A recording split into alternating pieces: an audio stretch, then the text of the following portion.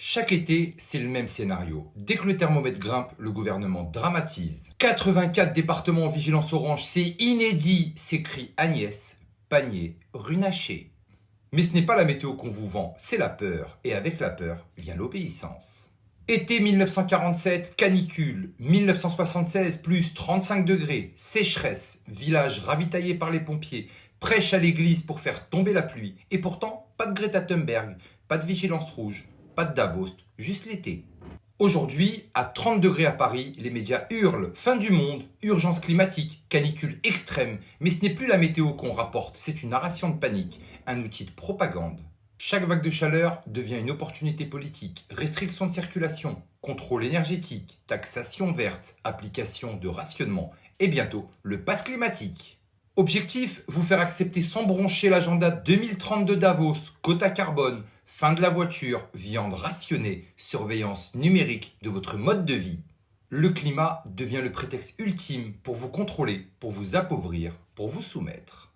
Et là, elle nous sort, c'est une canicule qui a été déclenchée. C'est une canicule qui a été déclenchée il y a... Lapsus ou aveu? On ne sait plus si elle parle comme ministre ou comme agent de Davos. Parce qu'aujourd'hui, l'ingénierie climatique n'est plus de la science-fiction.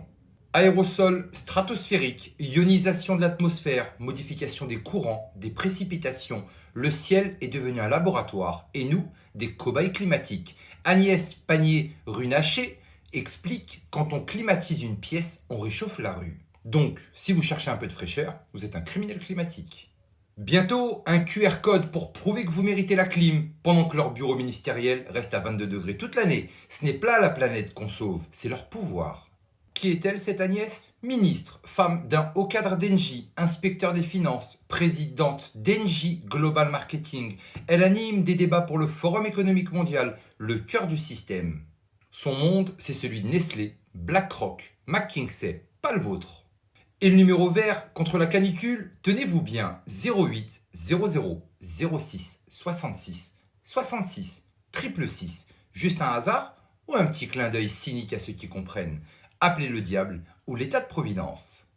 Pendant ce temps, vous avez le droit à une bouteille d'eau, un brumisateur et une interdiction de circuler si votre véhicule ne respecte pas les normes. C'est ça l'ingénierie sociale, vous faire croire que chaque degré est une apocalypse, vous matraquer d'images de feux de forêt, de thermomètres rouges, jusqu'à que vous suppliez le gouvernement de vous sauver. Après le Covid, le climat, même méthode, même peur, même récompense, moins de liberté. Et pendant qu'on vous dit que la terre brûle, il la recouvre de béton. Partout en France, le bétonnage intensif explose sous couvert de projets durables, développement urbain, logement écologique. Mais la réalité, c'est que les élus locaux se gavent, les mairies, les promoteurs, intercommunalités, ils signent des permis de construire à l'appel, des lotissements sur des champs, des parkings à la place des forêts, des centres commerciaux à la place des vergers. Les arbres fruitiers disparus, les haies arrachées, les sources captées, les potagers collectifs asphyxiés. Et après ça, ils vous disent « il fait trop chaud en ville, restons solidaires ». Mais qui détruit l'ombre, l'humidité, les sols vivants? Qui a transformé nos communes en plaques chauffantes? Eux, pas vous. Ils sèment le béton et ils récoltent la crise. Et ensuite, ils imposent des mesures climatiques sur les victimes de leur propre avidité. Bientôt, ce sera 2 repas végétaux par jour, 4 douches par semaine, un quota carbone pour voir vos parents et l'obligation de vendre vos crédits si vous vivez sobrement. Pourquoi? Parce que Bill Gates et BlackRock achètent la terre, parce que l'eau est privatisée et parce que vous êtes le dernier obstacle à leur projet. Voilà le vrai sujet. Il ne s'agit pas de climat, il s'agit de vous, de votre liberté, de votre autonomie, de votre dignité. Vous faire croire que vous êtes coupable pendant qu'eux détruisent, bétonnent, contrôlent, facturent et punissent. Le vrai réchauffement, ce n'est pas la température, c'est l'intensité de la manipulation. La vraie urgence, ce n'est pas le climat, c'est votre réveil.